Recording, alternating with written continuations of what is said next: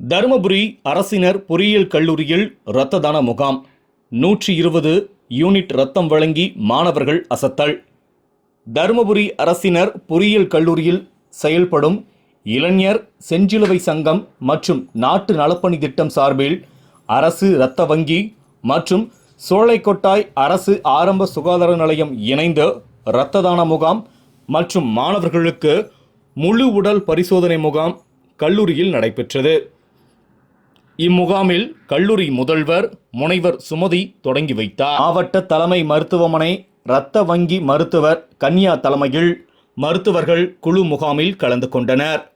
மருத்துவர் சீனிவாசன் குழுவினர் மாணவர்களுக்கு கண் பரிசோதனை மேற்கொண்டனர். தலைமை மருத்துவர் கவிதா மாணவர்களுக்கு பல் பரிசோதனை செய்து ஆலோசனைகளை வழங்கினார்.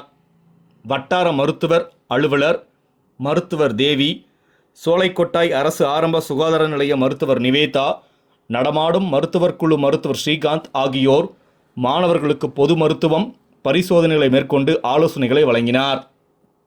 வட்டார சுகாதார ஆய்வாளர்கள் செந்தில், மணிரத்தினம், பிருந்தா மற்றும் மருத்துவ குழுவினர் உடனிருந்தனர். இதில் 300க்கும் மேற்பட்ட மாணவர்களுக்கு உடல் நலம் பரிசோதிக்கப்பட்டது. மேலும் 120 யூனிட் ரத்தம் வங்கிக்கு கொடையாக வழங்கப்பட்டது. இந்த நிகழ்வில் இளைஞர் செஞ்சிலுவை சங்கம் ஒருங்கிணைப்பாளர் பேராசிரியர் சந்தோஷ்குமார் மற்றும் நாட்டு நல திட்ட ஒருங்கிணைப்பாளர் பேராசிரியர் முனைவர் உஷா மற்றும் பரமேஸ்வரன் ஆகியோர் செய்திருந்தனர்.